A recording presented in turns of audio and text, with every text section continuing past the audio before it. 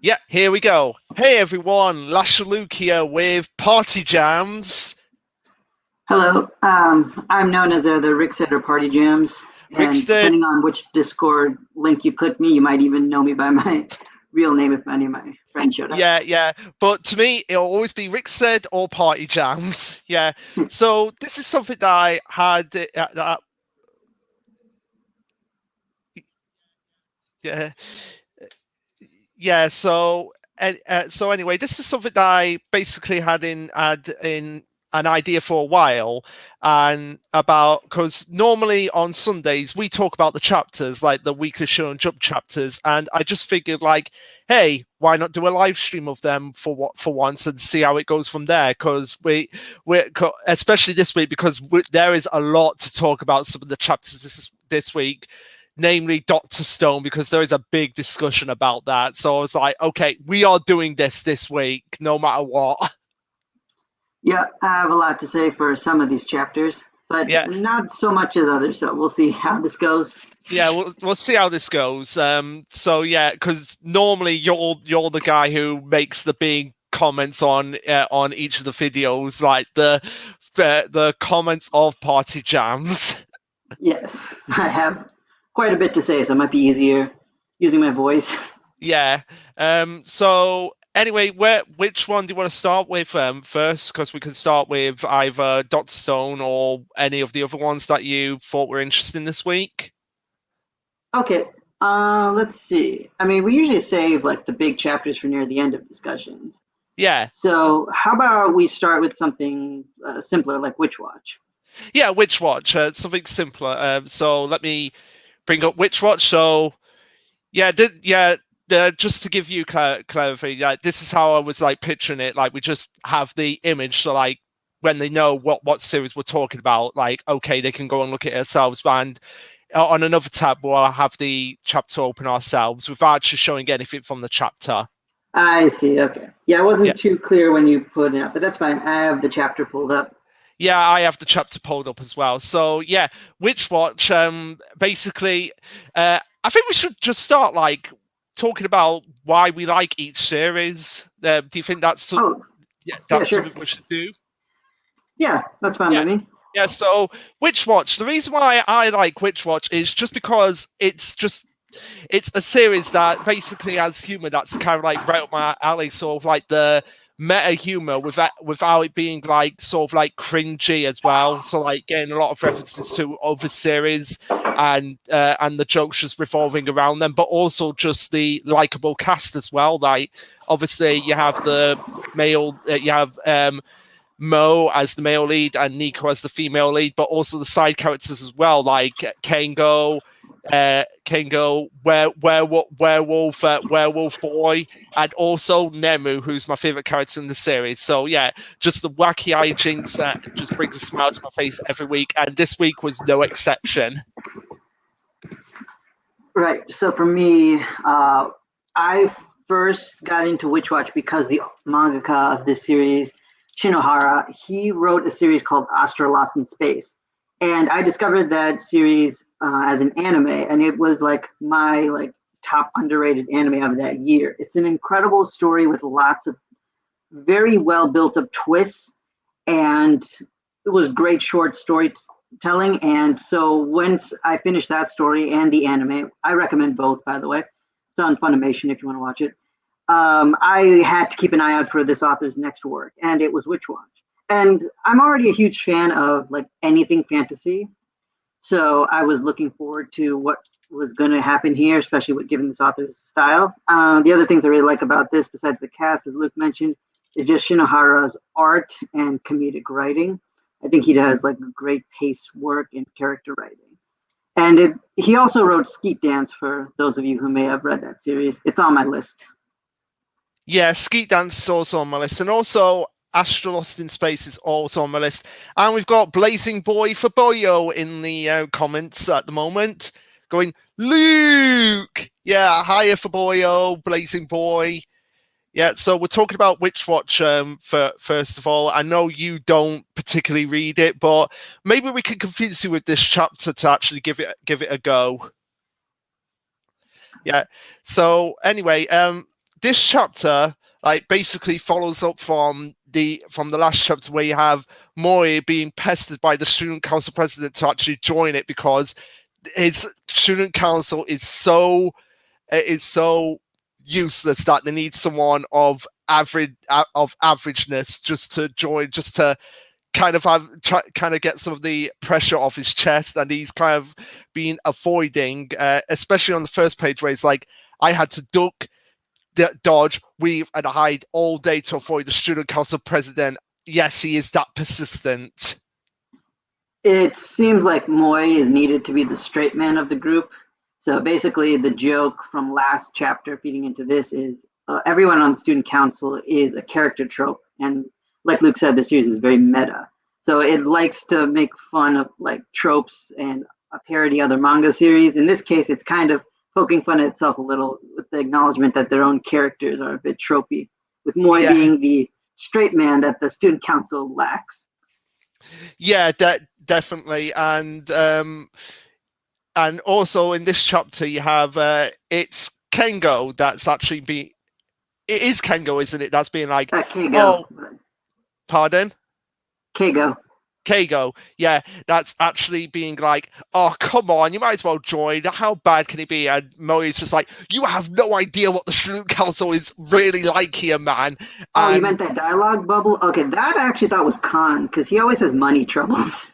All right. No, I would. Yeah, Khan. Yeah. So even though I love the cast, it's kind of hard to like keep track sometimes of who's who sometimes, because they're not because they're all the same, just because they just have such a wide variety cast that it kind of can be hard at times to keep track. But yeah, Koi is like, oh, come on, how bad can they be?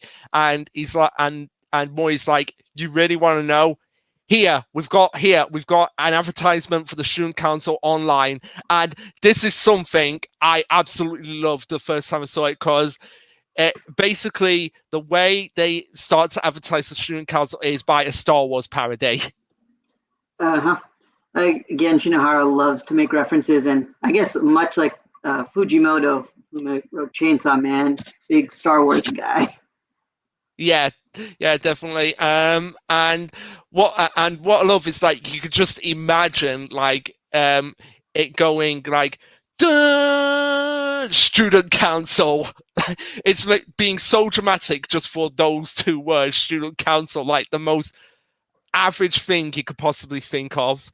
And what I wanted to say with this page was like, one, I don't know any student council that makes like videos of themselves on the internet. And two, I feel really bad for the letterer who had to like write all that text like sideways. I can't even read like any of it. And it's not because the lettering is bad. It's just like really awkwardly positioned, because that's how Japanese short light novels are written. That's the joke. Yeah. So for context, especially for Boyle, okay. So in the Star Wars opening text scroll, you have it like sideways going up, basically like how a novel in the West would be done, but on in this chapter for the student council, they had it basically in the way a light novel would write it. So it has all the text going across vertically rather than horizontally. Yeah, I will say that's one thing with Witch Watch is a few jokes are very culturally based, so you might miss out on some gags here and there, but trust me, most of it you can get through pretty easily. Yeah, and pretty much what you said here, pretty much what you said about it was like basically what they were actually saying in the chapter as well. Is like, wait, why is the text written vertically? How is anybody supposed to read this? It's kind of like the authors themselves being self-aware of this. Yep. I don't know if it was any easier for the Japanese audience to read this, but I can't. It's not natural for English. Yeah, the translator for Witch Watch, because it says on the page itself, Adrian Beck, and the lettering Annalise Christman. So those two deserve a raise for just the fact that they were able to do all that lettering.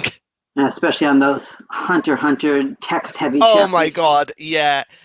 Okay, for anyone watching who doesn't get that, basically, Witch Watch likes to do Hunter x Hunter style panels. What I mean by that is that there'll just be For a pages. very specific gag set. Yeah, what I mean by that is pages of just like dialogue that just fill up a whole page, and it's So just that's like not a one. consistent thing. It's just like for a very specific gag they have that comes up every now and then. Yeah. So yeah. Moving on, basically, you just get the kind of like the introduction. This is basically the other main characters reacting to the Shonen Council, because you had the main female and main male of from the series getting introduced to them in the last chapter, and now it's the other two main characters kind of getting introduced to them and being like, what the hell are these people? Like, basically, which probably means they'll be important later on. Yeah, it'll probably be important later on, but pretty much when I was reading this chapter, I was thinking like, this all dialogue sounds familiar, and then I remembered we basically had this conversation last week. Wait, which part of the conversation? Like when we were talking about like the actual student councils and all of them as well. Like pretty much, if you go to pages 6 and 7, where you have Kyokyo Psycho. Yeah. Yeah, and they say his name even sounds like Psycho. That's basically what we said last week. I'm guessing these characters must have been popular if they made another chapter for them. They must have been popular to get another chapter for themselves. And I love them, so I'm okay with it. Yeah, I love them as well. I think my favorite joke is of course with the hacker, with Riru being the hacker, and he hacks into the Shonen magazine editorial department's computer system. Yeah, I don't know what he did with that information, though. You know what I think he did? You know what I think he did? What? He hacked into it to change the rankings so that his favorite series was the most popular and his least favorite series was ranked at the lowest. I mean, if they want to make a joke about that, I wish they did, because they kind of just talk about like some weird black market info exchange. I think that's probably what he did, and the fact that they say Shonen Magazine editorial department, like it's a Shueisha title, I think they can get away with that. I mean, probably it wouldn't be the first series. This series loves to make fun of like shonen. Yeah, it does, and especially my other favorite gag is when you have the robot come in again. Yes. For Boyle, if you're still watching this, there is a robot in Witch Watch that's part of a student council that's basically not a robot, pretty much close to a cyborg, part man, part cardboard. He's wearing a human cardboard box on his head. Yep. Man. Yeah, that's how wacky this series is. But at the same time, that probably means that they're hiding his face for some reason. Yeah. Also, gotta say, I don't care about robots. You know I hate bots. Wacky ain't my type. Sorry, I'm just reading the comments from Boyle here. Yeah, and also Danny Fo Griffin, welcome as well. Just for context here for you, PartyJams. Danny Fo is part of another Discord server that I'm part of, which we've been streaming series on there. I showcased Terrain Rising the Shield Hero, and at the moment trying to get through Dr. Stone with him, trying to introduce him to Dr. Stone, and he is enjoying it. He is absolutely enjoying it. We haven't done much progress on it, but hopefully one point this coming week we'll be able to do it. Yeah, although I guess if you're reading or watching Dr. Stone, you might not want to stick around for that part. Yeah, Danny Fo, you might not want to stick around for the Dr. Stone part. We'll inform you when it comes up. Yeah, we'll save it to the end. So if you wanna cut out for that point, because we will be talking about major spoilers when we get to that point. Okay, let's get back to the chapter then. Let's get back to Witch Watch. and also as well, where is it? It was somewhere. It was somewhere on here. Yeah. We have the werewolf boy going. I'm more really curious about what the MK1 was like, which was pretty much what I said. Like, oh, thank God, there's no MK1. Yeah, which might mean we're gonna get an MK1. Why do I get the feeling that MK1 was simply just? It was the same guy, but it was just a mask covering his mouth, and it just had a 1 on it. I mean, knowing this author, it could just be like a reference to like an actual robot or some super bad, sad backstory this guy has. Probably. I can't wait for it. So yeah, we have them all. We have them all We have them all being introduced. To the main characters. Student because president comes in, and we have basically what sounds like will be like the most awkward, crazy story. Turns out it's just a recipe for cookies. Oh yeah, I thought about screenshotting that and just saying, "Oh man, Witch Watch just got really dark." Yeah, but no, out of context, that sounds so morbid. Yeah. So just in case you don't know, for people watching, what the secretary of the student council, well, one of the secretaries, because there's 2 of them, which are twin lollies that shared the personalities of Kundere and Sundere. Yeah, they are still that crazy. So the Kundere lolly secretary, I can't believe I've just said that. Says squished and squashed until reduced to muck, the slimy remnants of aborted life, and powdered white as the ash of bones, burned in the fires of hell, their mouths are shells forever silent. And that is the recipe for a cookie, basically. So yeah, that's how crazy those 2 are. Before we move on, I just wanted to say that my personal favorite character so far from the student council is probably the Gin-looking character, Yuzuru Kenmoichi. Yeah, the joke with him is the fact that he's the squinty-eyed, suspicious character, and everyone points out how sketchy he is.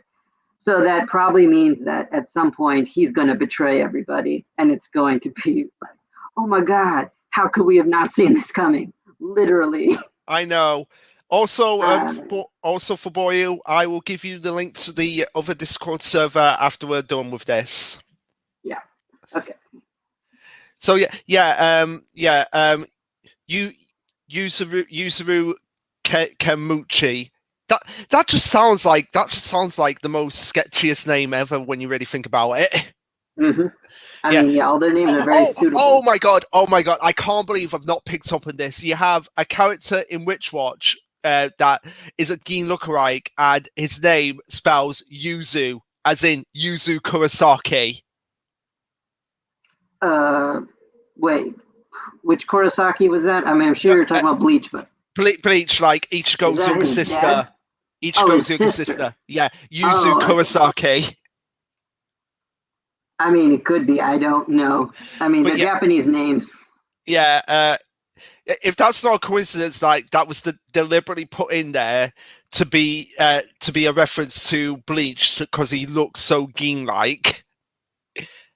If that's not a reference, then it's one hell of a coincidence. Well, I was the only one who picked up on it, basically. Yeah, but I don't remember Ichigo's sisters too much. Yeah, but I love the fact like they say his accent is pretty sketchy too, because I can just imagine what it sounds like. It's probably sounds like,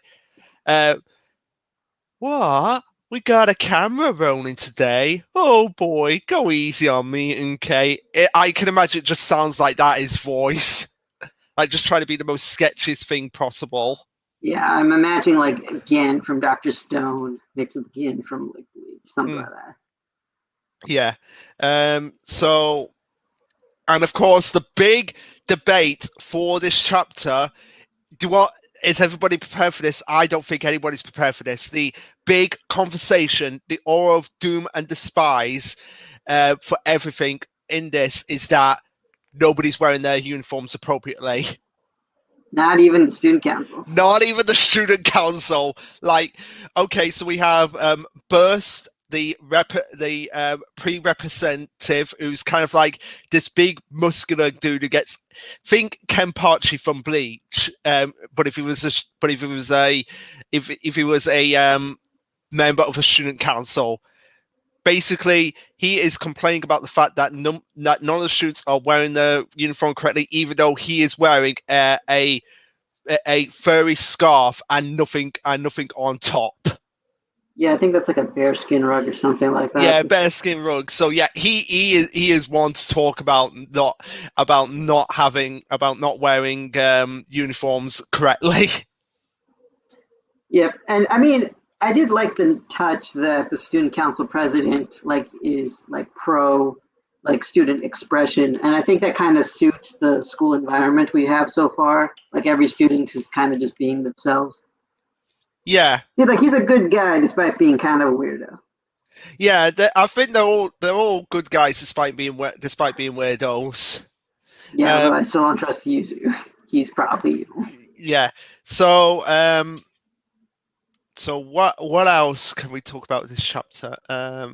Well, my other thing was, I mean, then next they pile on all the work on the president, like they mentioned last week. Oh yeah.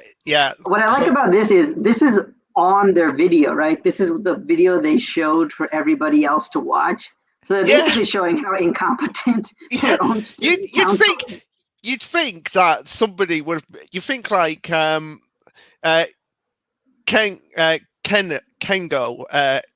Kago at the beginning of the chapter would like Moya would have just said to me, "Have you seen have you seen what they're like? Did you watch that video?"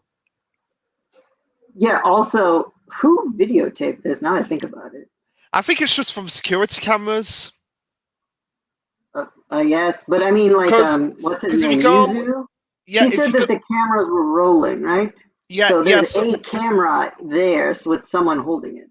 Or it might just be someone, or it there's might an just unseen character is all I'm pointing out here. Yeah, but it might just be someone just not recording. It might just be a still camera that's recording them. I mean, it's hard to tell because it's a manga, but with all these different angles, I assumed it was somebody with the actual camera. But here's the question: if you go to pages 14 and 15, yeah, I'm there. Yeah, it seems like they're filming from the ceiling. Like, how is someone on the ceiling getting those shots? It has to be just a steady camera. I mean, that or some kind of drone, but yeah, some kind of drone, yeah. And of course, Mo starts to sympathize with the student council president because of just. I love that image because, like, I think I posted I think on Twitter or something that this is just proof that Moy is just carrying the series.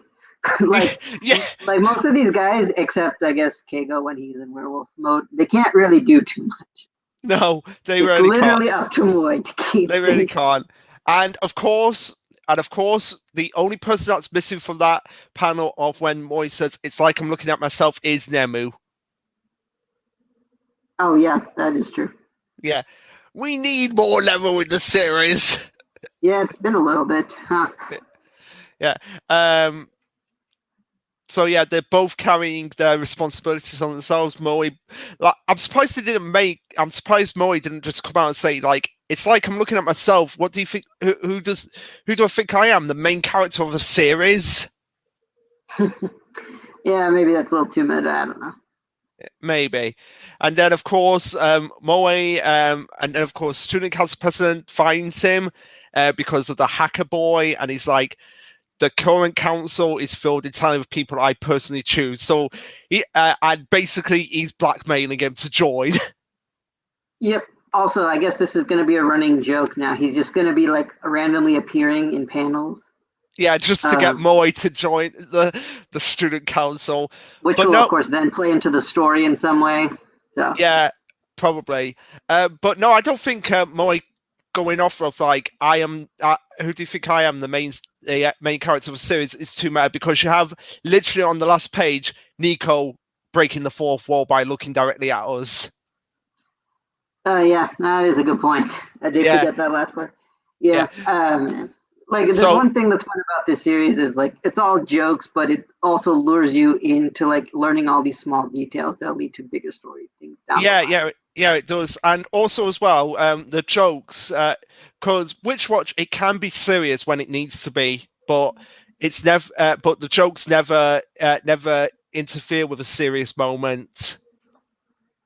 I guess since we're near the end of the chapter, the other thing I wanted to mention, since we brought up the student council president a couple times, is that we have to remember that he's brothers with that girl that we helped with the tea ceremony. Yeah, So I have a feeling if he's going to stick around, she's going to probably come back in some yeah, capacity. she'll probably come back at some point. Maybe there'll be a chapter where Moe just runs into is running away from him, and he crashes into a expensive pot that belongs to their grandmother, and she's like, right, you're gonna have to work for me to pay that off. So he's kind of like forced to be around the student council president for even longer. Yeah, I could see that. No, that makes sense. Yeah. Although, wait, hang on. Oh yeah, but the bounds of this. Oh yeah, the bounds are the school campus. So I think, at least for now, he set the contest to only happen while they're at school. Yeah, but it's bound to happen when it by the time it comes out, by the time it gets to a point where it needs to come out of the school. And I've just got to say this now. Hey, Shonen OG's here. Hey man, glad Hey, you're here. glad you're here. So yeah, we were just talking about Witch Watch, which is one of the one of the most fun series at the moment in Jump. I really think you should give it more of a read, because I think it'll be the stuff you'd like enjoy. A lot of meta references to other series. It's a fun gag by a very talented author. So Yeah. So yeah, uh, that was Witch Watch. Pretty good chapter, and I'm looking forward to seeing more from this student council when we get more chapters coming up in the coming weeks. yeah. Although I do hope we don't do another one, just because like I usually like when they keep things varied. Yeah, I feel like after like this I would week, like another Nemu chapter, like you said. yeah, we need another Nemu chapter, and we need another chapter with the with the teacher, with the otaku teacher, and the mangaka student. Yeah, that could work. Or one of the other classmates. Yeah. It's fun. It's funny that the series hasn't brought the. This series could do the meta joke, that not the meta joke, the meta line, that Red Hood, because when Red Hood did it, it was just eye rolling when they're like, "Get out of here, you extras." Witch Watch could do that joke, and make it work, because the rest of the class is pretty much extras. So for our next series, since we have a couple people here, does anyone have any preferences of what we talk about? Because we read most of the magazine, minus a few series here and there. Yeah, minus a few series. So if anyone wants to make suggestions. By the way, Luke, while they're doing that, did you happen to read the new series that came out today? Yes, I've read both of them. Like, did you read I Ayashimon? Yeah, I did, yeah, and yeah. the other one. Oh, Okay, well, Black Clover. Of course, he would say Black Clover. I mean, hey, this, and I'm going. Okay, wait. Okay, so get that off and close out Witch Watch. So Black Clover. So let's get that up. This was quite a chapter. This was quite a chapter. And yeah, we'll get to Ayashimon later, I think. Yeah. Who said Ayashimon? Blazing Boy. Sorry. I read literally everything except for the 2 new manga at Witch Watch. Also, did you read? Because I've read literally everything except for the 2 new manga on Witch Watch. So I know you read on a stream at one point Mission Yosakura Family, the first chapter. Did you happen to get caught up on that? Shonen OG. Okay, while he's answering that, let's get in with Black Clover. with Black Clover. So yeah, quite an interesting chapter. Not the route that I thought it was going to go down, because I generally thought last week that Yami was going to be taken over. Yeah, I mean, yeah. So to give context, Luke had this theory, and I really liked it, where there was a lot of like death flags set up for Yami, like even like, oh, I'm reflecting on my life, that kind of thing. But he wasn't quite dead yet. But we know that Lucifer, as we see in this chapter, he has the power to take over things and people. So we thought, oh, Yami might be the perfect vessel, and it would be like an interesting, if not somewhat uh, depressing fight for the Black Bulls to have to overcome their former captain in order to defeat the ultimate evil. But that's not quite what happened. No. Which is a shame, because that could have led to some really interesting moments. I mean, it could still happen. Yami's status is kind of indeterminate at this point. So Yeah. let's not rule anything out just yet. Yeah. So let's start from the beginning with Mariona. Yeah, so we have Mariona basically overpowering the ancient demon, which this is one of the blessings and curses of Black Clover, because the author is still in that mindset of like, I'm gonna get cancelled if I don't speed it up, if I'm not quick, if I'm not fast. Like, sometimes it's kind of hard to keep track. It's like, okay, with the Black Bulls, okay, with okay, now with Minute, and it's like, whoa, slow down a bit. It's hard to keep track sometimes. So I completely forgot about Meliona for a while, until this chapter. I was like, oh yeah, she's still in this fight. Yeah, I mean, what I like about her is that she's great for hype-inducing fights. Like, she's literally 1v1ing an ancient demon right now. But at the same time, like, I wish the manga had more characterization. I think the anime did the series a little bit of a favor by adding some of that. But at the same time, we barely get anything of her even here, because then the next page we just get some of the other characters just showing up. Yeah, it's kind of like, so we gotta say she's overpowering the ancient demon, and then in the next chapter she's already taking care of it, and it's like, right, let's clear up the rest. Yep, and then we're just back with the other characters trying to rescue Yami and William. Yeah. I want to ask, what did you ahead. think about Morris being like just taken out? To be honest, I'm not, because I know you thought he would win. Yeah, I thought it was gonna win, but but I was like really taken aback by it. So I was like, what, really?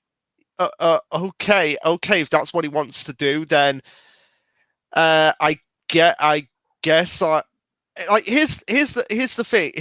Oh, I'm trying to get my words out here. Like, I generally thought that he was going to curb stomp them, because it's been going too easy for them at this point. But the fact that he got off screen, like, that's kind of like a bit jarring. But at the same time, I think it has been done for a reason. So, I mean, I thought it was going to be more of a fight just because they set him up to be almost equivalent to the other Dark Triad, or it seemed like that way.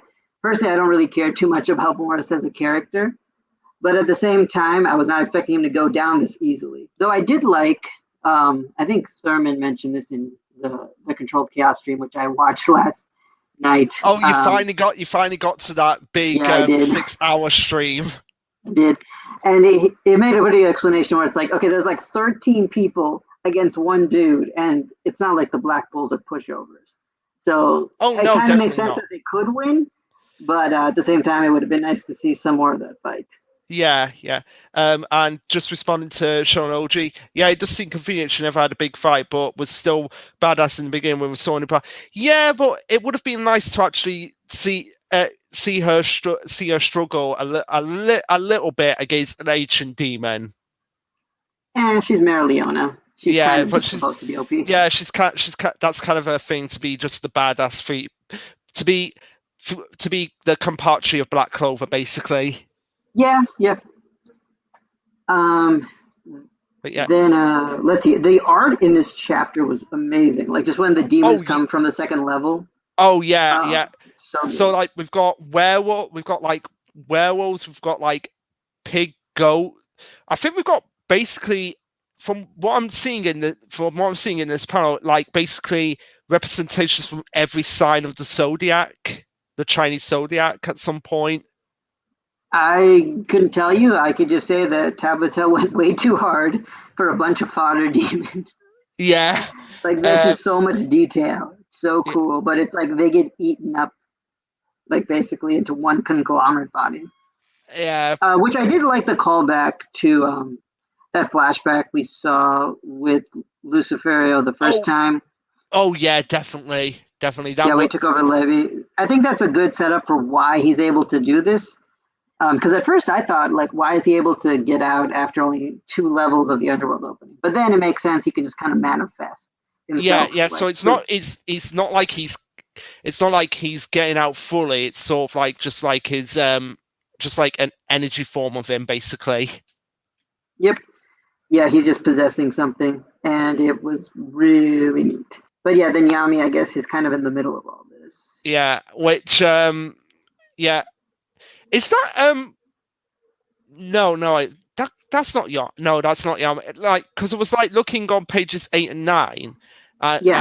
So you see Yami on the ground there, and then in the next panel you see someone that looks kind of similar to him off to the side, but no, that can't be Yami. No. Yeah, so, Yami just got swallowed by the whole devil horde, essentially. Oh yeah. Like, oh. So, like just so much going on that's so quick. It's like I actually completely missed that, like Yami getting swallowed whole. So maybe this might actually go into my theory of like Yami being possessed by Lucifer. Yeah, exactly. That's what I'm saying. Don't rule it out because it's literally. Like, all right. Yeah. Again, one of the again, Tabata, just slow down a little bit. Things are moving too fast. To be fair, this is the part of the story he doesn't want to slow down. This is like the big fight. Yeah, so, but I feel like at some point he's probably going to be like, okay, I need water because even it's getting too intense for me. Yeah, maybe after this arc at this point, we're at like the climax. Yeah. So the big thing about this chapter is that Lucifer has turned the castle into a giant devil octopus thing, whatever that thing is. Yeah. How can you describe that? Like a castle? It's octopus? Just some Cthulhu-esque monster. And it seems like this is the work of the gravity magic, because we see them basically say gravity magic. Yeah, because this is the same devil that Dante had with the and it's basically forcing everyone to their knees. Yep, and helping him reshape everything as well. Yep. But then the next panel, oh my god, I love this, like all the double shots in this chapter. Oh yeah, pages definitely. 12 and 13, like we see all the black bulls just like, oh yeah, you got a giant amalgamation. Well, we're just going to make our own. Giant amalgamation through the mega ultra giant black ball mega sword. Yeah, this is such great teamwork. Yeah, like this is what Black Clover is like really strong about. Just like bringing their cast together like this. Oh yeah, definitely. Let's just see. And then the Black Bull just like punched, and then in the face. Yeah, it did. It's just pure shonen. Pure shonen at its finest. Be right back again, making dinner while I watch. Okay, that's fine, shonen. Shonen OG, sorry. But aside from that, I don't really have much more to say on the Black Clover chapter. Yeah, I think that's it. It was a good chapter, very hype-inducing. A little short, but that's just kind of how it is with Tabitha sometimes. I think maybe he's trying to make short chapters every week to not overburden himself, which is probably a good idea. Yeah, probably a good idea. And then maybe when it gets to like the more wind downy parts, he can make the chapters a little bit longer then. Yeah, because it probably wasn't easy doing all those double spreads. No. Like he did way too much. Yeah.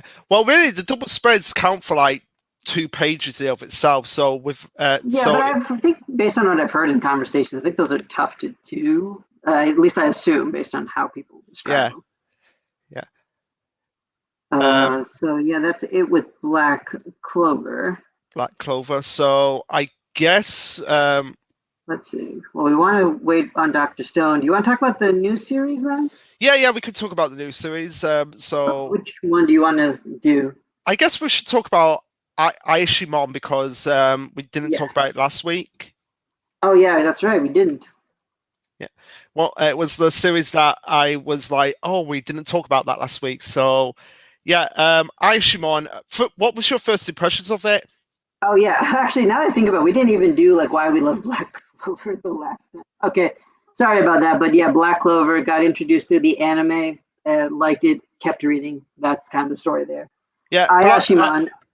I'll just say my Black Clover got introduced to it because I made Blazing Boy for Boyu binge Dr. Stone and a few other series. So kind of like a substitute for that was that I had to binge the whole of Black Clover, and I did. And it's good. It's never going to be one of my favorite series. It's never going to be one of my favorite series, but I still enjoy it, and that's really all I can say on it. Yeah. So for this series, I actually really didn't know much going in. I didn't even read Hell's Paradise, but I've heard good things, like lots of good things. So I was looking forward to this series, and chapter 1 was very impressive.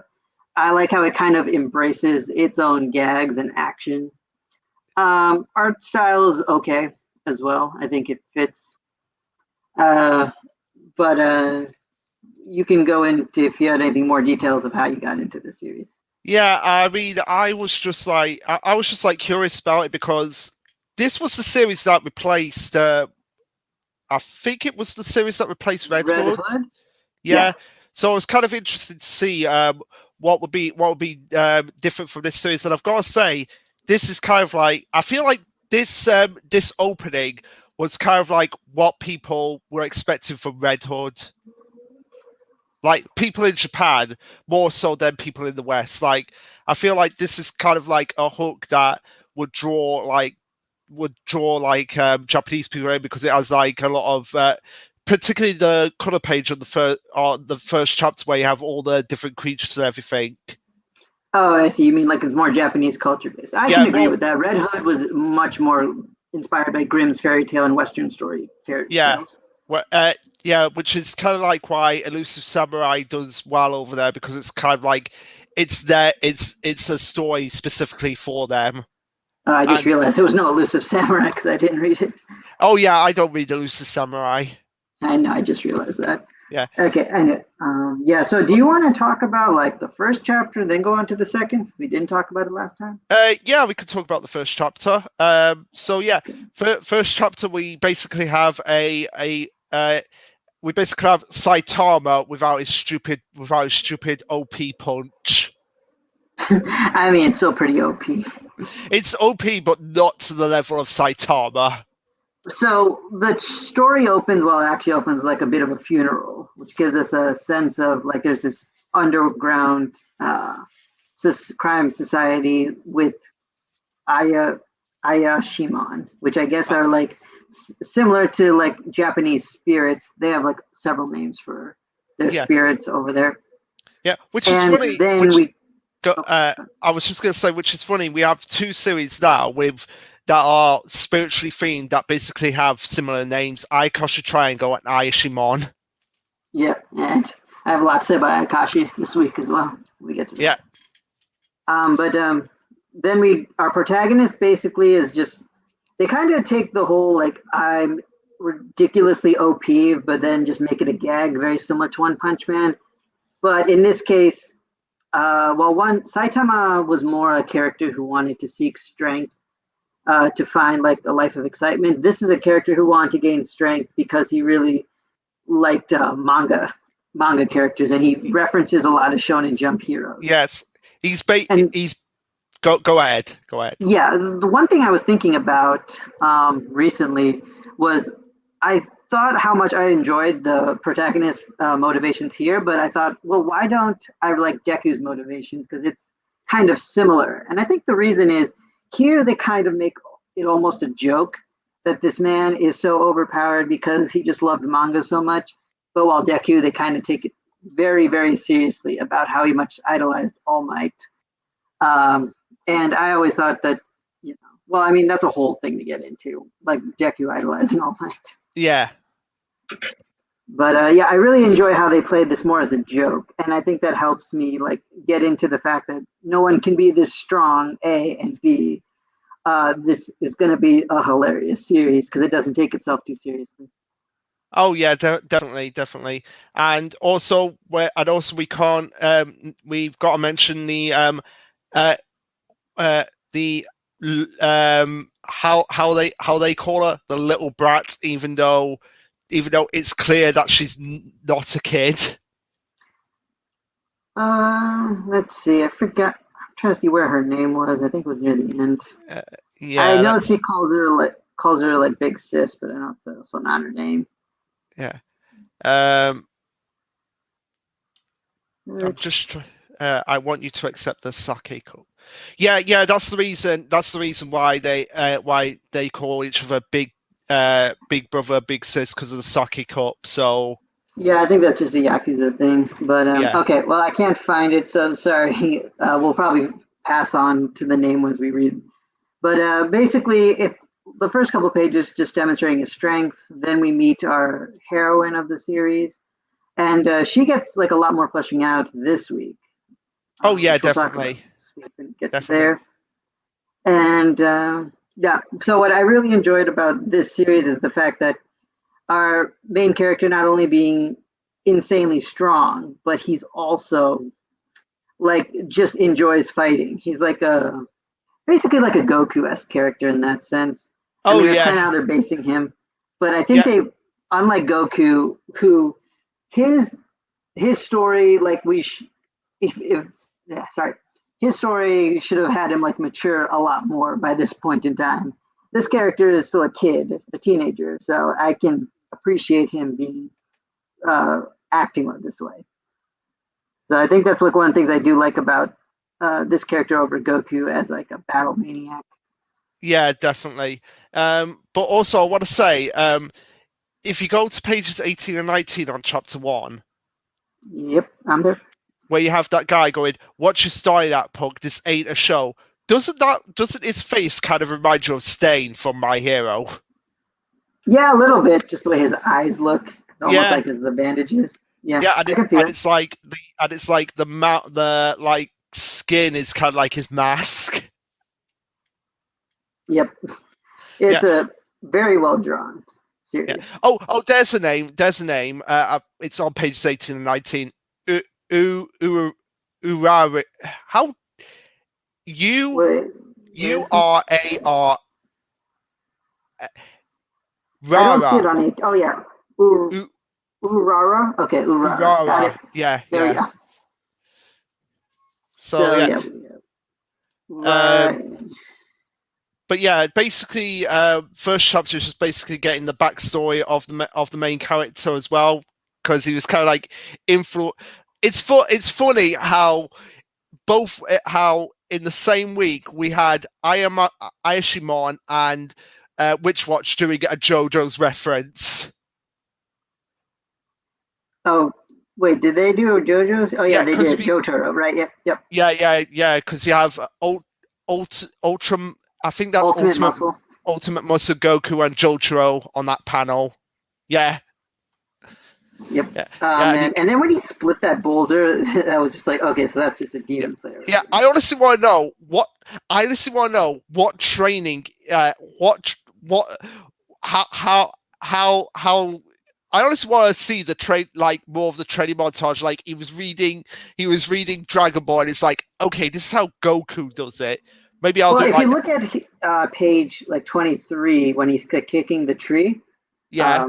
I can see it. Yeah, there's like a stack of manga. Yeah. So he's literally been training as people train in manga. And he somehow didn't die. But I also think that, like One Punch Man made some hints that there's like something more to like why Saitama was able to like break his limits and stuff. Something about their universe, but they haven't really gotten into it, at least where I'm at the story. But in this story, I think they're going to get into like why this character is the way he is. Yeah, definitely. And Okay, so, it looks like Blazing Boy is going to sleep. Nightman. Nightman. So, yeah, Nightman. So yeah, back to what I was saying. And then of course he learned his lesson for a normal person making a normal life. Strength just isn't necessary, which is true. Yeah, I mean it is a good point. Yeah. And a manga is just a manga. But of course, his life is anything but normal. Yep. I mean, now at this point. Yeah. As we soon find out that the Yakuza is actually are actually monsters at Aishimon. So I guess we can say that Ayakashi monsters then, if that's what we're going with. I guess that's probably what they did. Yeah. And then there's the fight. I mean, they set up a lot of stuff, but even I knew that, like, oh man, these guys are going to be fodder. Yeah. There's just going to be fodder for the main character to just destroy. Yeah. He just gets so happy about it. But what I love most is just like the way I'm just gonna call her Rara. That's fine. The way Rara walks as if she doesn't have a care in the world, like especially on pages 32 and 33, where she's like, a Ted pick up line like that barely even counts as flattery. Like just how she like just doesn't have a care about these about what these people are saying. Yeah, and we learn why in the next chapter. Yeah, we do.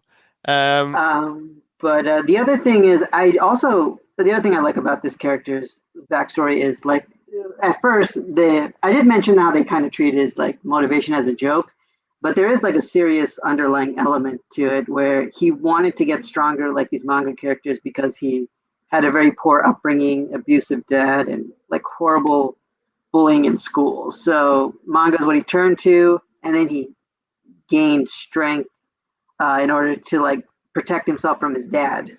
And then ultimately, when he was able to get strong enough to take down his dad, he didn't feel satisfied. So now he's just stuck with all this strength, and he's just way too strong for the world. Yeah, he's basically like a more like Saitama in that sense, like kind of like a darker Saitama, I guess. A darker Saitama.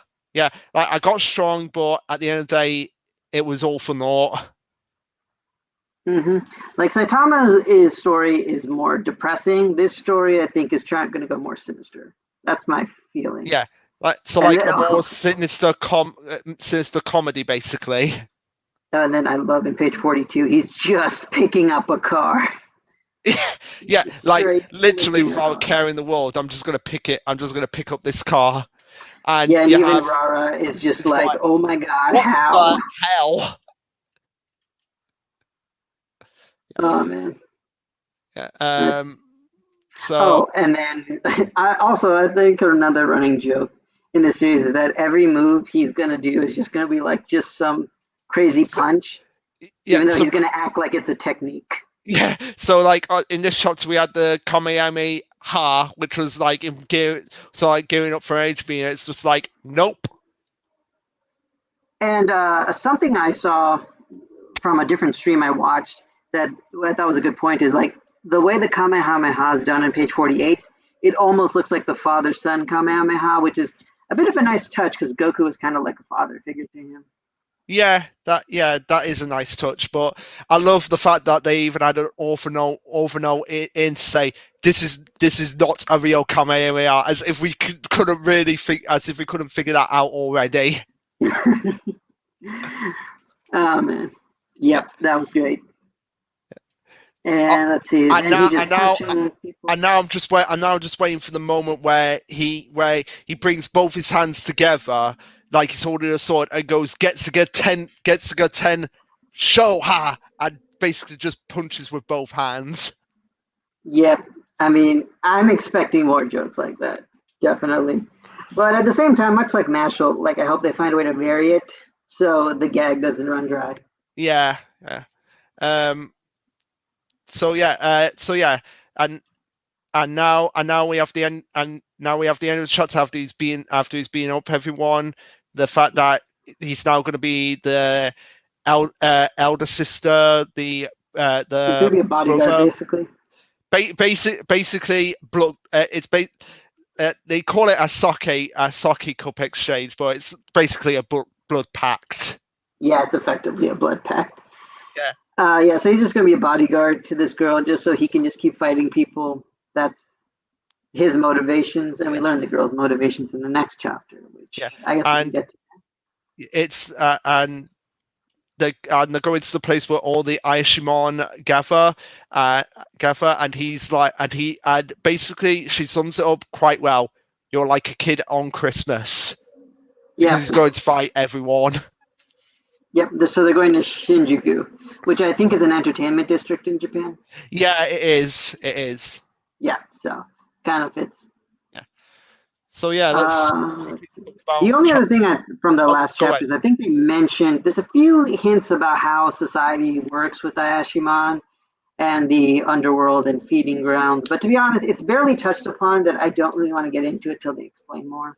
Yeah, I think that's appropriate to not talk about that until it's explained more. But yeah, chapter 2. I've just got to say what right off the bat. That cover page is that color page is pretty adorable. Like Oh yeah, very well done. He's there holding her, and she's kind of like getting a little bit embarrassed. He's kind of like, do I really have to do this? Yep. Yeah. So then she's explaining the situation to him, and then talks about invading something. Oh, and then there's this running joke of his head exploding, information figuratively. Oh yeah, He's kind of stupid. So like again, pretty much Goku idolizing for the fact that his head literally explodes when he too much information processing. Yep. And I mean, she's definitely manipulating him because she's just like, oh, think of it like a manga. Just beat up the bad guys for me. Yeah. But yeah, and I do like her characterization, as we will get into. Oh yeah, definitely. I do like her characterization. I love the. We'll get into it in a bit because what I've just got to talk about this like yokai Hashime that's on 6 and 7. Like, oh yeah, how the hell did the author come up with like this imagery? I mean, there's probably some Japanese origin to these things that we don't know about. Oh my god! Oh my god! I've only just noticed. I've only just noticed. You can see the breasts. Oh yeah, you can. You can like literally. You can see the nipples as well. Wow.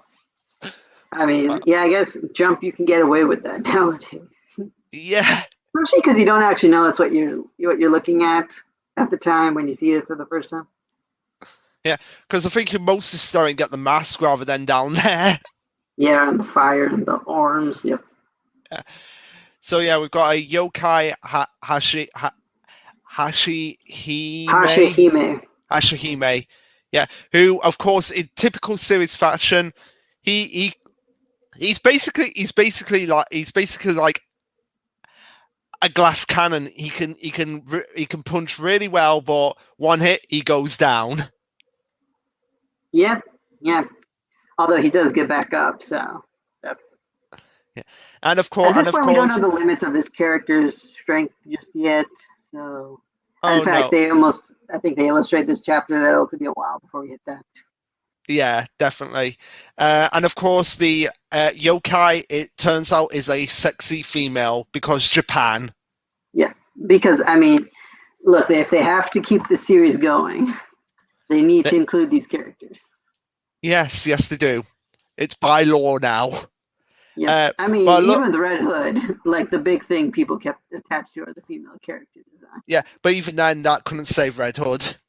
Nope. I mean, even Phantom Sears like couldn't be saved, and they had like female protagonists and everything. Yeah. So yeah, we have the female yokai who's calling in weak and saying a fly would have given her much more trouble. Well, yeah, no, well, yeah, of course, because it's a fly.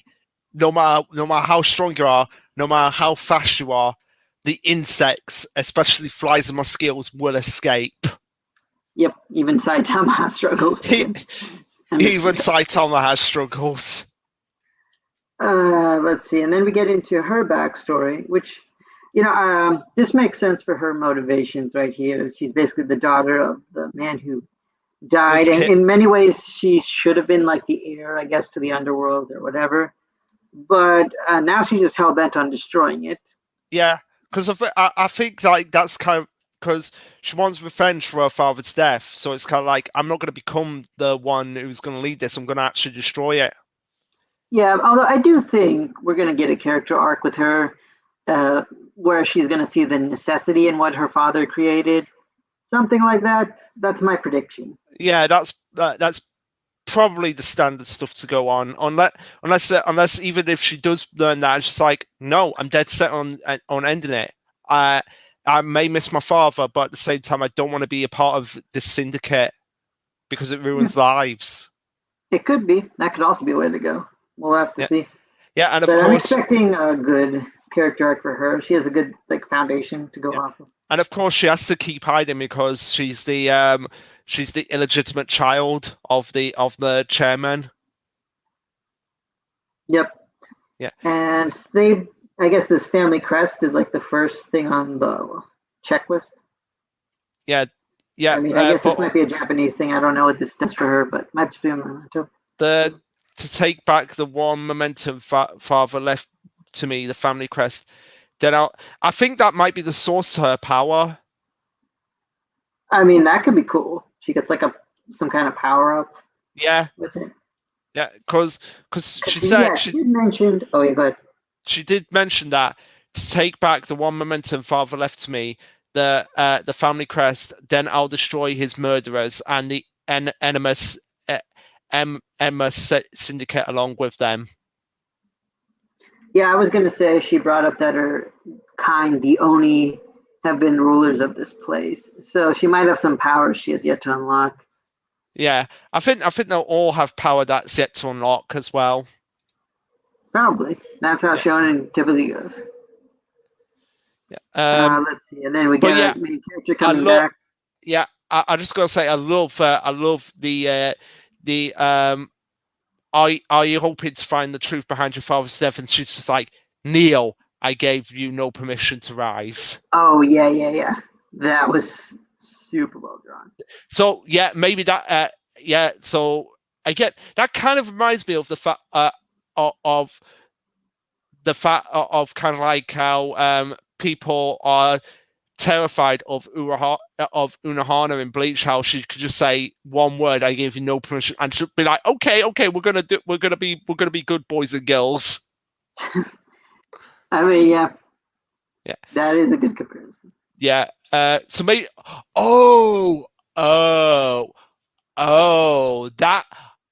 that might be something that'll be interesting if it turns out that in the past she did have power, but she could only use it to kill people. Basically, like her power is basically just like destruction to the point that they had to contain it. They had to contain it in the family crest. I mean, yeah, it kind of goes along with what you were saying. Yeah, so maybe that might happen, and we might actually get her becoming a murderous monster at some point. Yeah, I mean, we'll see where her character goes. Because right now, like the big murderous monster is our male protagonist. Yeah, and of course, even though he gets back up, she's able to beat him again because her waxen armor is stronger than steel. Yeah, which sure. I mean, whenever monsters say stuff like this, I'm always like, okay, yeah, sure, you're stronger than metal or steel because you're magic. Yeah, But I but did like the attack, super yeah, smart attack. super smart attack. Yeah, Because, like, in his brain, he's like, yes, I use strategy and tactics in order to defeat this thing. And then it's just like, nope. no, you just hit really hard. Yeah, you just hit really hard, uh, and you could break bamboo chopsticks with their own paper sleeves if you're fast enough. I read that in a manga. Yeah, I don't even know which one he's talking about, but with the super smart attack, I was thinking, this reminds me of when Denji in Chainsaw Man, when he was like, I always want to be like one of those smart protagonists who Yeah, thinks of their out of solutions. But ultimately, his solution was just, we're just going to sneakily punch somebody. yeah, pretty much, and of course we get at the end of the chapter. Oh no, we're not there yet. Sorry, I thought we were at the end of the chapter after that point. Oh, we're So not? Oh, yeah, yeah, there's one more.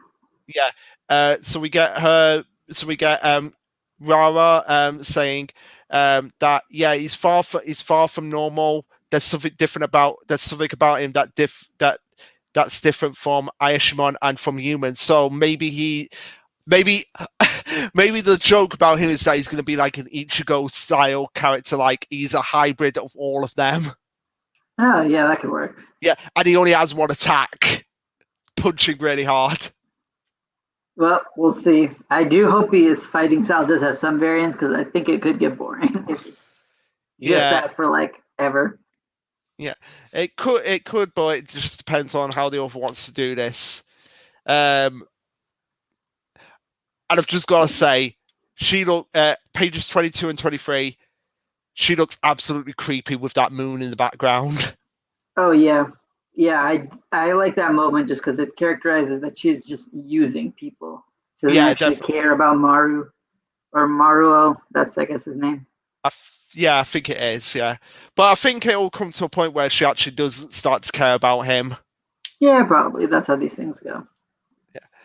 Um, and Then we learn about the syndicates. syndicates, which seems like these are going to be the enemies that we're going to be facing off against moving forward. Yeah. So which I mean, I guess the question for me is: are we gonna like face them one on one? Are we gonna have like a sort of situation where we try to pit, like do some tactics where we try to pit some against others, ally one and vilify others? Yeah. I'm not too sure. Like, there's a lot of different ways they could go about this. So I'm very excited with the potential this series has in just 2 chapters. Yeah. Also, I've got to say, like, these syndicates, but well, some of them are named after things that are in Shonen Jump at the moment. So, like, we have the Enma Syndicate, which is named after, which Enma is the name of a sword in One Piece at the moment. Then we have the Todoroki Alliance. I think you can know where that comes from. Yeah, although at the time I wasn't sure if it was that or the name, but you're right. Then we have, after the third one, Ayakashi Beastar. Beastar. Oh my god. Oh my god. Yep, Oh, exactly. Beastars. I can't. Yeah, I don't. What's the last one then? Corey Hotel. No, I've just got to say, Beastars, the host club. So what? Oran High School host club. Yep. Yeah. So I don't know what the last one is though. Corey Hotel Group. They're an external. Yeah, I don't know what that is as well. Yeah, but it might be another reference. We read most of the series, so But I can't might be an remember what older that's series it's referencing. Yeah, I think it might be an older series that it's referencing. Yeah, looks like we're gonna, much like Witch Watch, another series that likes to reference Shonen Jump. Yeah. But yeah, unless you had something else to say on it, we might as well move on to the next new series. So yeah, I guess my last note is just I do like how this is a morally gray protagonist where it's like we're rooting for her revenge because her dad was probably wrong, but at the same time she's not really a good person, and I like those kind of characters. Yeah, I do as well. More interesting than I'm gonna do the right thing because it's the right thing to do. They're kind of boring. Yeah, it's kind of like how Senku could be considered a morally great, like Oh yeah, I absolutely consider Senku like that. yeah. That's why he's like one of my favorite protagonists. But yeah, so now I think we can move on to This this new series. series, Protect Me, Shugamaru. So Now, honestly, with you, I don't have much to say about why I started. I just started because it came, but I'm not a huge fan of this first chapter. Not the best impression. yeah, not the best impression. It basically boiled down to just one continuous joke. The joke of the fact that uh, there's a group called what are they called again? The Skull? Oh, you mean Skull. the OG? Yeah, the Skull. Yeah, that's what I mean. Like the group that's called the Skull that could assassinate the main female at any point, so she Well, has I a don't think bodyguard. Skull is a group. I think Skull is just an assassin's name. I think. Let me see. Intelligence Because it suggests says, that the assassin. Okay, so there's this assassin called Skull who is trying to assassinate this rich girl, and she has a bodyguard, but the bodyguard thinks everything is out to get her. yep. Yeah. So then that's just the joke. And honestly, the other thing I want to say is the art style. I mean, the color pages are nice, but the art style in general doesn't really work for me. I'm No, not huge into this style. no, it doesn't work. It doesn't work for me. Maybe once we get to a point where she basically slaps him up or slaps him one way and thinks like, oh, sorry, look, I don't need you to protect me for every single thing, so stop it. I mean, yeah, I have a feeling that's just going to be like the running joke to the series, and I'm already bored of it in one chapter. Yeah, it got old. Shonen OG, if you're still here, it got boring really quickly. Like this guy, basically what you're seeing now on screen with him just protecting her at every given point, that got really old really quickly. Yeah, the series called Protect Me Shugomaru. Yeah, And yeah, like the characters aren't very interesting. I mean, like the motivations is, for the girls, I want a normal life and a normal boyfriend. And I've seen that done much better in series like Phantom Theater, where they seek normality. And the other yeah. guy is just, I need to protect like this childhood friend of mine. I've seen that done better in like Ayakashi Triangle. And Mission So Yosakura Family. yes, that too. So like anything the series has, like other series has done better, and Yeah, anything unique it has isn't all that great. yeah. So I honestly cannot see this series lasting.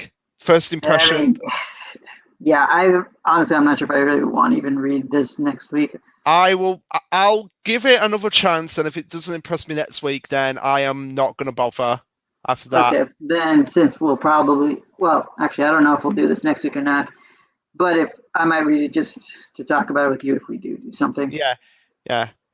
So But yeah, let's see, what's worth talking about? I think Mission Yosakura Family is definitely worth talking about this week. Well, oh, sorry, no, I meant in this chapter. Are we already giving up on it? Yeah, I'm giving up on it. Okay. Yeah. Let me see if I had anything. Let's see. Kid is picky with vegetables. That's kind of just an overdone gag. And the weird thing is, the series tried to do something clever by freezing a character and then saying, this will be an important plot point later. And I'm like, you thought that was clever? It really wasn't, especially because ultimately it was used as a lightning rod, and that's not how lightning works. No. So this series tries to be clever and doesn't even do that right. Yeah. Yeah. So yeah. And then the assassin turns out not to be Skull, which means that we're gonna have a lot of fake outs this series more than likely. Yeah, and I feel like that's gonna get really old really quickly as well. Yep. So this really does feel like someone, I don't know this author, what's his name? Daika Ihara. Like I'm assuming this is like one of their first like works, and it feels like beyond amateurish. So yeah. Let me that's kind of just what it is. Let me I don't blame them just because everyone needs a starting point, right? But at the same time, I wonder how it got into the magazine. Yeah. Especially for what it got, like, I mean, I wasn't like big on Neru. In fact, I will say like the last chapter of Naruto. I didn't tell you this, but that was a cluster mess. But it's too bad because right before that, like, it's the last chapter. Let's just time skip this. Everything, the fight that they just had before it ended was pretty good. So Naruto had like some potential to it, even if it took a while to get there. But this I don't see anything for it. But then I don't know. We have other gag series that eventually grew on me, like High School Family. Has actually been pretty consistently decent. Is High School Family? Is High School Family actually good? Like I don't know if you saw the author comments for the week. Oh, yeah, actually you did. You posted it. Discord. But like, yeah, the High School Family out there said they're getting some reprints, and I'm like, you know what? Your series has been pretty consistently decent. Yeah. So yeah, that makes sense. I guess that's. It kind of figured itself out. Like the series, they figured itself out what to do with the characters, ways to keep things interesting.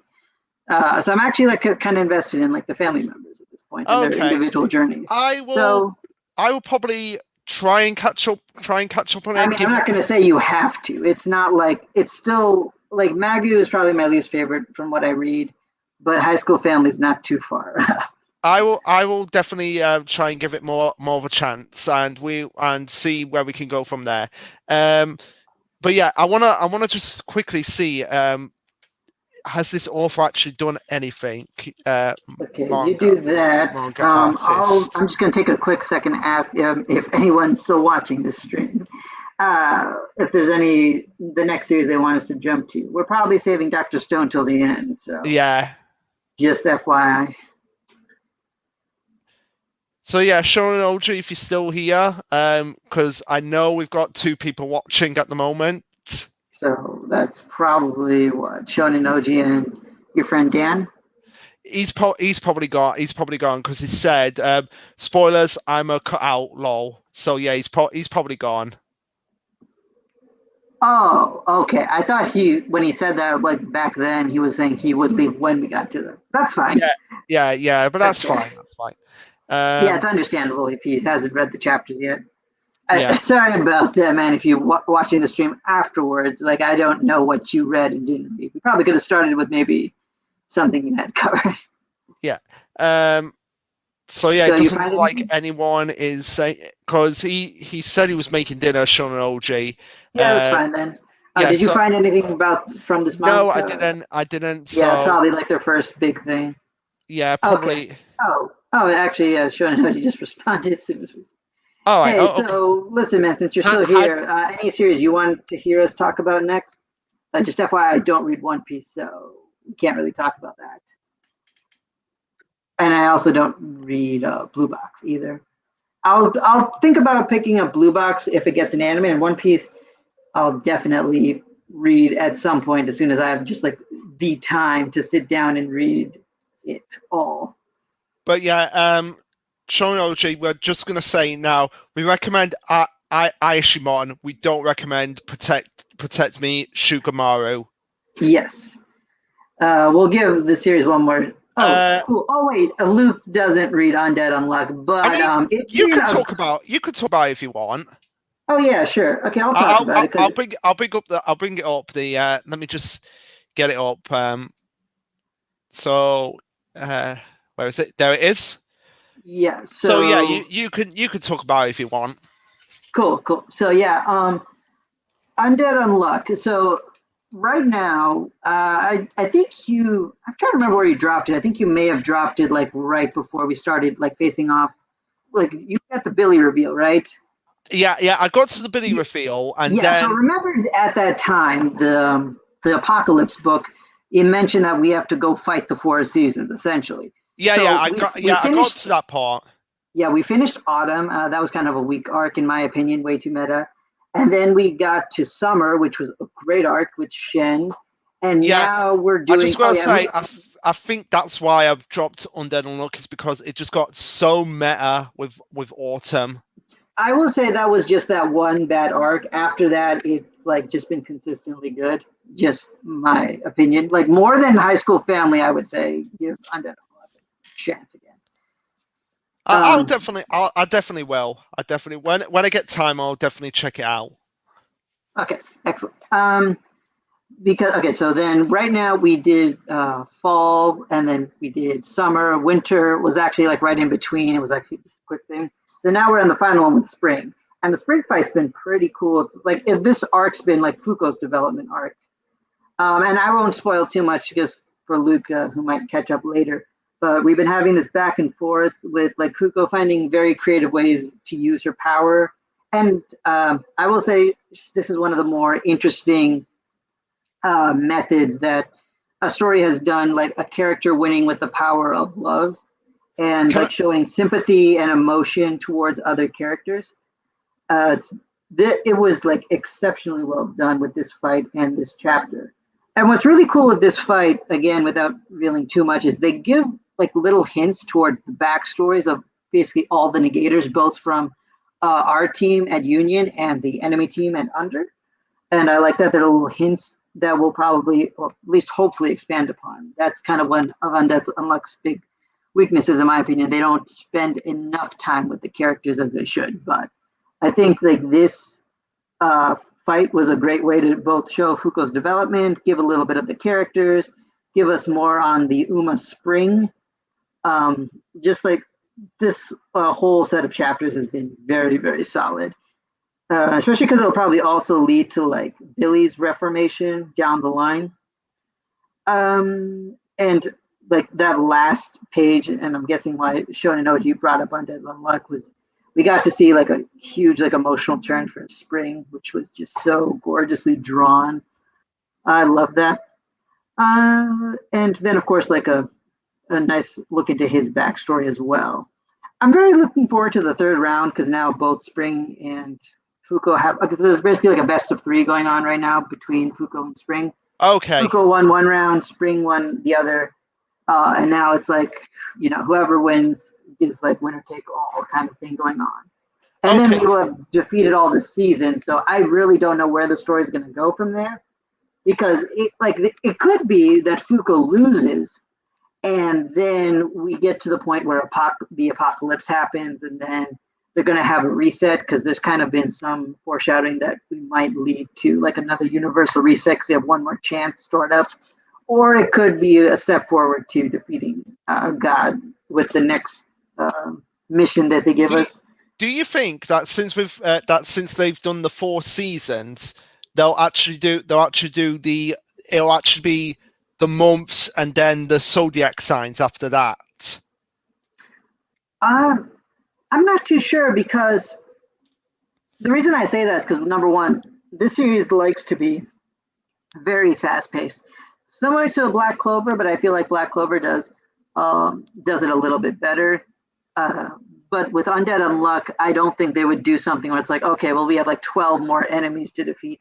I think, and this author said in one of the author comments like a long while back, they want to keep this series fast paced as possible. So they're probably going to either face up against God next or like just something. Or where like, do you go after God? Where do you go after God? That's the question.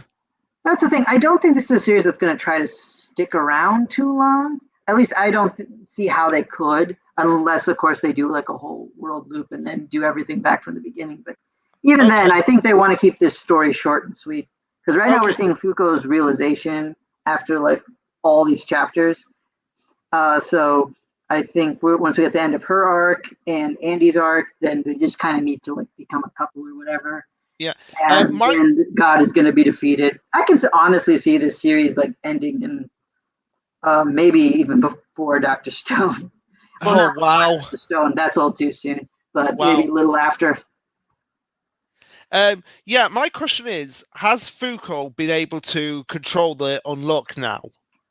Oh, that is like absolutely what this chapter is about. Her like control over her negator abilities. That's what this chapter was. Right. Really focused on, and it's great.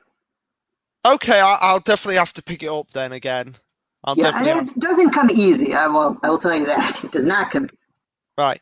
So, which one do you want to talk about next? Let's see. I know you don't read Sakamoto Days. No. It was a decent chapter. It was funny, and I enjoyed the backstory of the villain, but that's about it. Oh yeah, I guess since we were we did it for the other series. Undead Unluck, it was just kind of a series I started just because it was when I was starting to read magazines regularly on the app. But and then like in the first chapter, like it just went for pure shock value.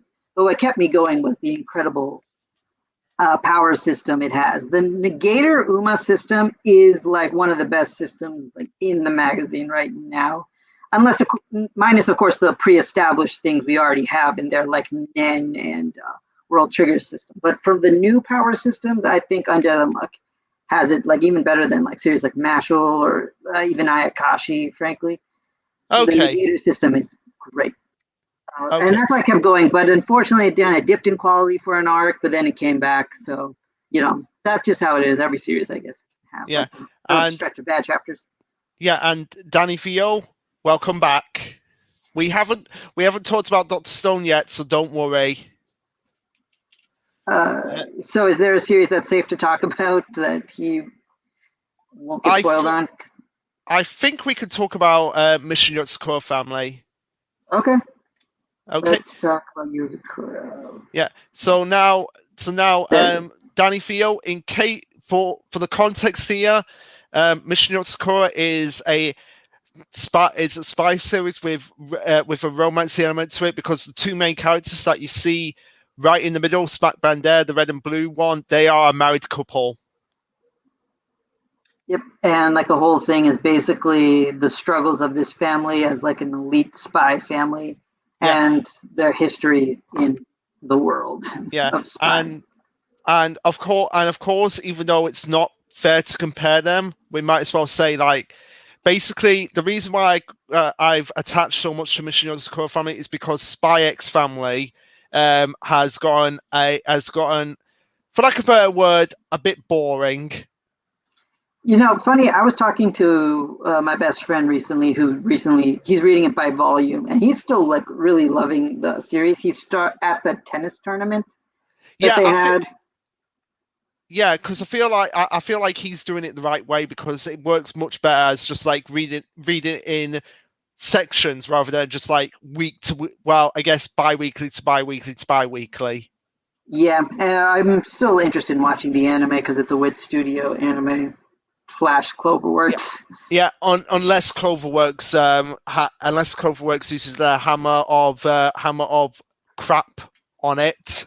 Yeah, we'll have to see. That would be so disappointing for Spy Family. Yeah, but yeah, Mission Yotsukura Family. This chapter was what was, I think, one of the more interesting chapters we've had for quite some time. I didn't think too much really happened. It was more. I mean, for me, well, you can go ahead first. Yeah, so I feel like it was most interesting because it showcased the fact of like there's actual stakes involved now, because we've had because up to this point, people have been like saying one of the main criticisms of Yotsukura is that the fights have just been a bit one-sided for most of the characters, but now we have like a fight which actually they actually lost. They flat out lost. Oh, okay, I'll give you that. They did a good job establishing stakes. I just thought that's like kind of all they did, except for the cliffhanger, which we'll get to at the end. Yeah. Well, not the cliffhanger, but the ending. But yeah, I love that. I love that as well, especially considering like Futaba who's like one of the top tier of the Yotsukura family. She was flat out defeated in this fight. Sorry, I'm just gonna quickly respond to Shonen Oji's comment. And yes, it's not like Spy X Family is like lost like everything about it. It's just not as interesting to me as it was in the beginning, where there was more intrigue in terms of like the conflict between like East and West nations and like the gravity of the situation. Like the last arc was just more, I guess, to show off yours stuff a little bit. Yeah. Oh, thank you, man. I really appreciate that. But I mean, the Spy X Family sold millions for a reason. It's still like a decent series, but I will agree, Yotsukura is much better in terms of like storytelling, characters. Yeah, and pretty much everything except maybe art. Yeah, and even then it's close. Yeah, even then it's close. Some of the panels that get close to it. Particularly Shonoji. The thing that I can say on Yosakura family is that Spy X Family doesn't have a gun that becomes a sword. Yeah.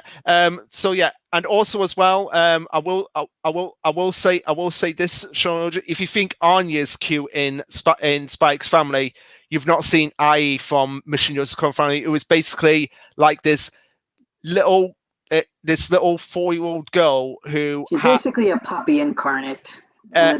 Who's half girl, half puppy, basically. Yeah.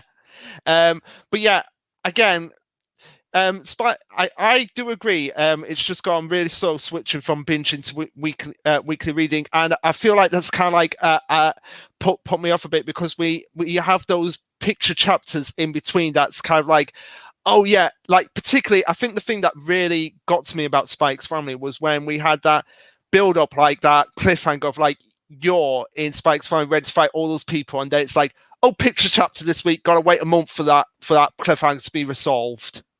Yeah, which, I mean, again, it's probably better treated by volume. Yeah.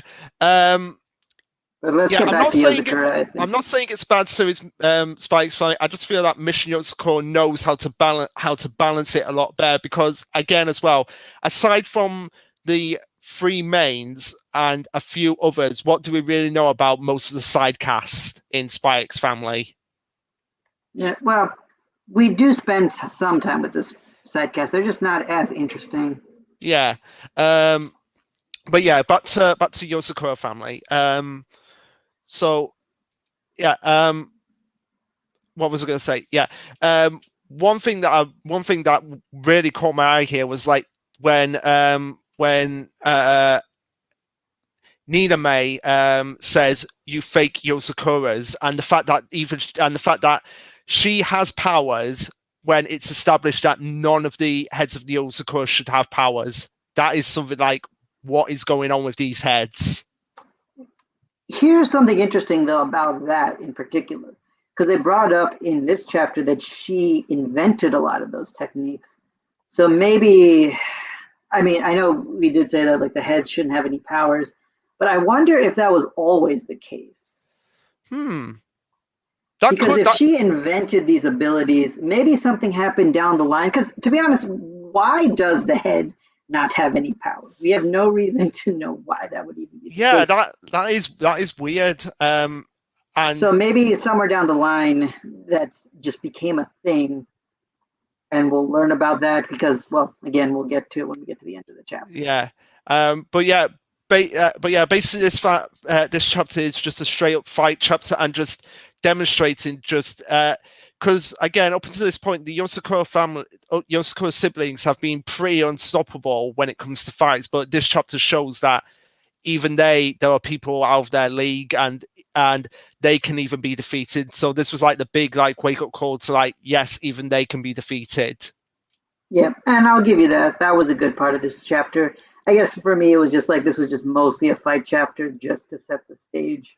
Yeah, and it does set the stage as well to find out more about the extended family, because that's something we've been curious about for a long time. Like, who are like the extended family for the Yosakura siblings? And this is kind of like getting into that now. Like, we're kind of getting into that big major arc of finding out more about the extended family. Yep, and that transitions nicely to, I guess, the last part, where we learn that we visit the family grave and realize that the grave's been disturbed, meaning that either we're dealing with, I'm not sure exactly if they dug out the body or just took out like a part of her corpse, but either way we're dealing with like zombies. Yeah, we're dealing with spy zombies. Dealing with spies. I repeat that to anyone who's still not interested. We are dealing with spy zombies who have crazy abilities. So yeah, this will be cool. It'll be great to learn about like the family. I think this is like a very smart way to expand upon the family itself while giving us some interesting challenges for the characters.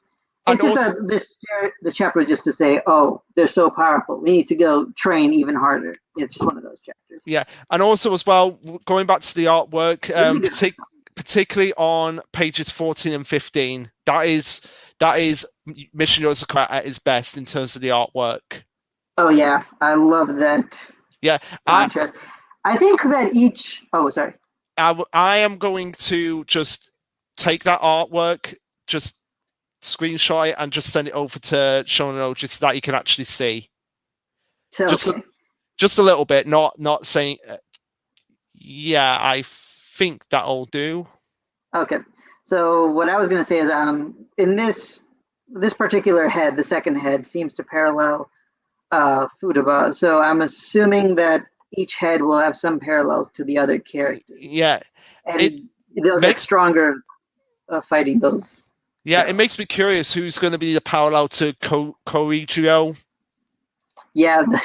Oh, geez. Probably another overprotective head or something. Like, I'm going to protect all my siblings. Which, again, if we're going to fight the other heads, you know, like you said, the heads of the family at some point didn't have power, so maybe they won't all necessarily be heads of the family. But maybe it's not nothing to do with like the heads of the family. Maybe it's just like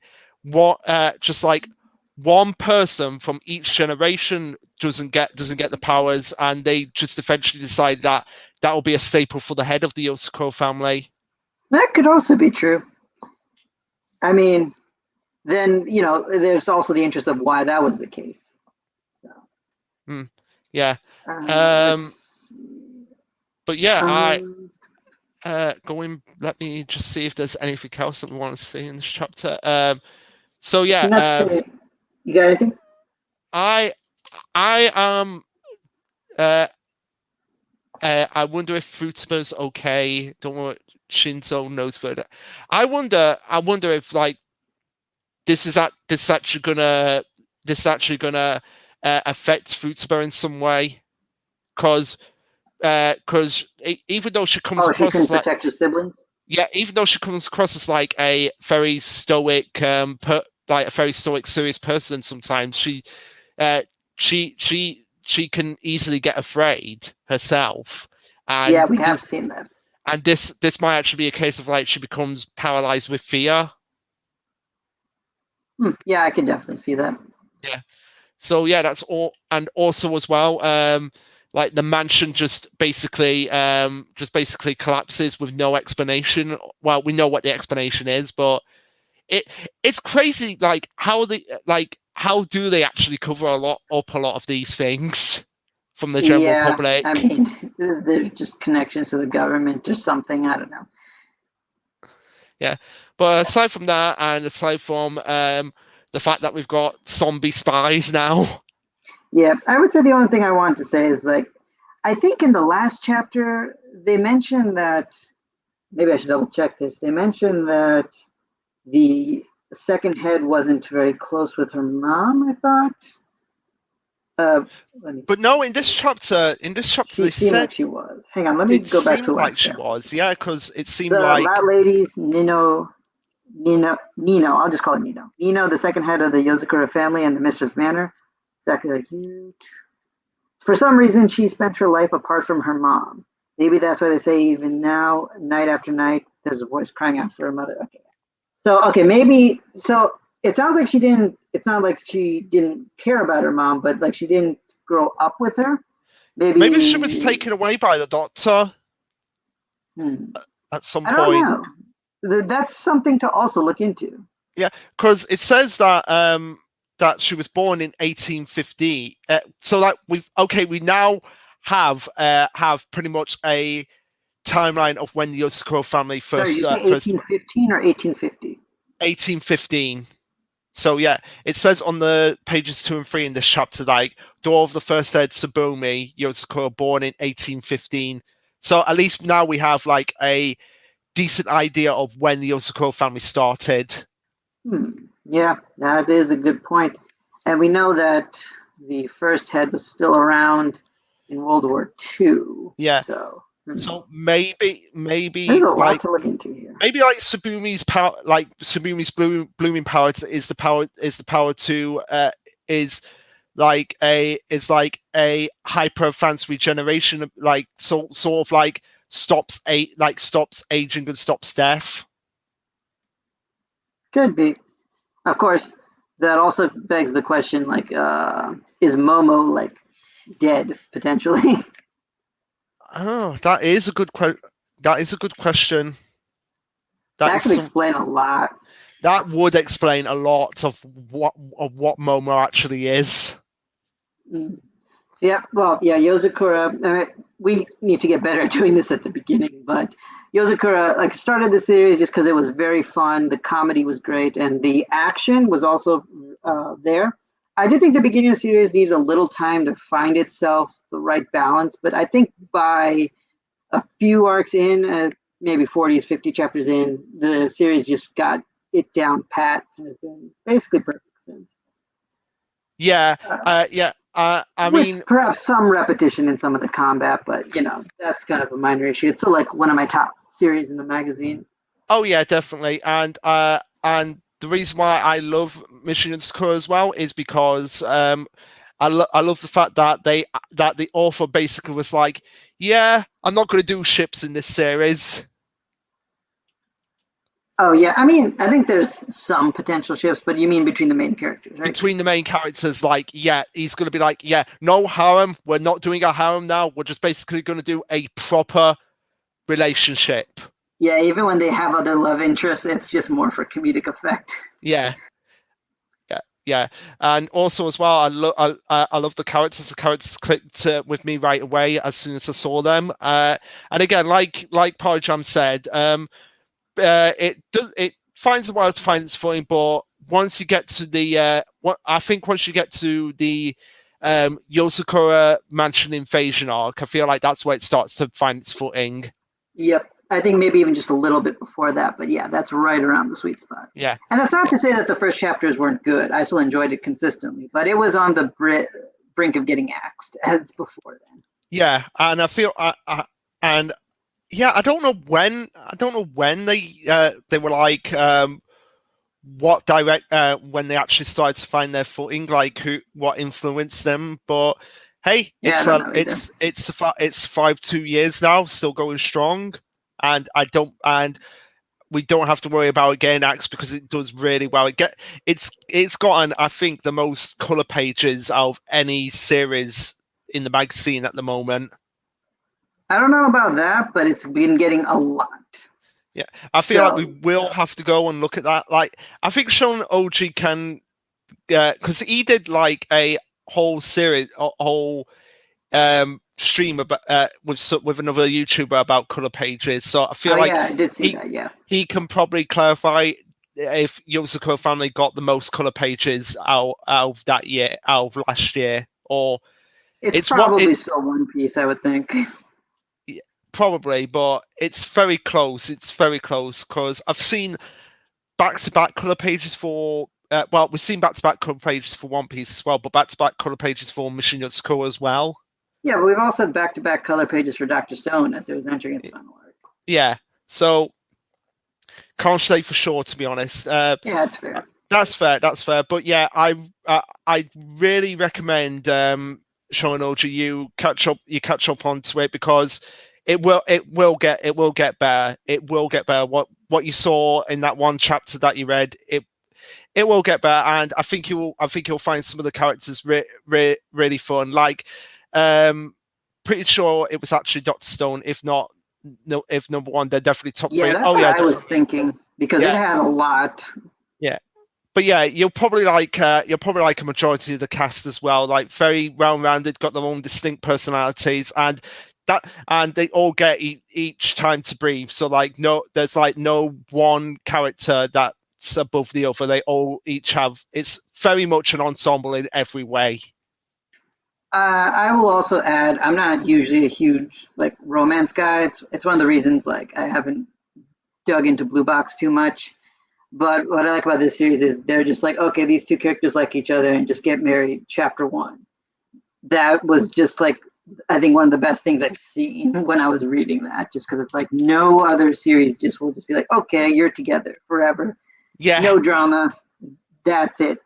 Because every other series, like, well, I mean, I haven't read too much of Blue Box, but I'm assuming that the characters still haven't confessed or anything. No, they haven't. They haven't. And they're probably nowhere close.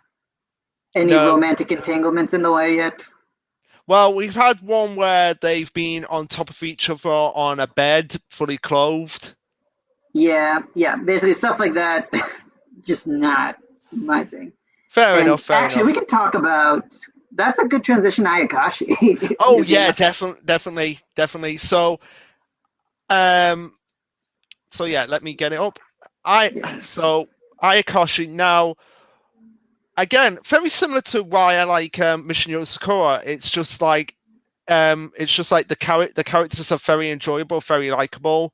I really like the setting of the world that's built up. And I just love the power system in Ayakashi, and it just brings a smile to my face every week, every time I read it. So for me, I'm not too familiar with the author's previous works to love, but I did really like the art style for this series. I do like Exorcist series in general. That's like one of my big things. And in addition to that, like a huge reason I'm here is the fan service. Not gonna lie, but All the right. characters are also like very enjoyable to read. I think story-wise, the series isn't the best, but it's always keeps me coming back every week. Yeah. Also, all right. Thanks for coming. Thanks for coming, Sean LJ. I'm glad you've enjoyed it. Yep. See you, man. Thanks for stopping by. All right. You can probably catch our Dr. Stone discussion later. Yeah, you probably can do. So yeah, you were saying about Ayakashi. Yeah, yeah. So, like you tagged me on Twitter once to like list my like 4 favorites, and I posted them because I do have like quite a number of characters I do like from this series. Yeah, even though it's not an anime yet, but yep, I can see this one and Yozakura getting an anime eventually, though. eventually, if Undead Unluck doesn't get there before them. Yeah, Undead Unluck or Mashal, just because those Mashal's been selling incredibly well. Yeah. But Ayakashi, yep, solid series, and I think this was probably one of their best chapters in a while. Yeah, even though for some, like, here's the thing that I'm really baffled about with Ayakashi at the moment. Okay, it's been at the back of the magazine now for, like, it was at the back of the magazine, then it had the color page, and it was at the back of the magazine again this week. Yet for some reason, the author has had that exhibition, Ayakashi exhibition. Like, if you've seen, yeah, so like it must be popular. It must be popular enough if you got an exhibition. Yeah, so I'm not concerned about the series safety for now. I mean, based on what happened in this chapter, maybe they'll speed it up a little. But at the same time, I think it's just, the new series have to get, higher positions for the next couple weeks to get promoted. And I think we're getting another one, right? After like another one next week. I think we're getting another one next week. Yeah, so all the new series have to get this promotion, and I guess the piano series is doing well enough. I don't. Here's the thing. I don't think it is because it's dropped another ranking again this week. I mean, the relative rankings aren't like too bad. Like it's nowhere near the bottom, and at least from what some people I follow that read it, they're saying it's actually been pretty decent. So I don't know. Maybe that's a series I'll go back to at some point. But yeah, but here's the thing: did you watch that video from the Ominous Collection about the cancelled series? I don't know if I did. What was that one about? It was about why a cancelled Shonen Jump, and then it's actually been cancelled years. It's just because we access series now is them being accessed more than before. Sorry, your audio was kind of cutting off a bit there. Am I coming through? Yeah, I'm coming. Are you coming through? Huh. Let me just check my internet real quick. I think it's probably my internet. It's probably internet. Yeah, connection is on.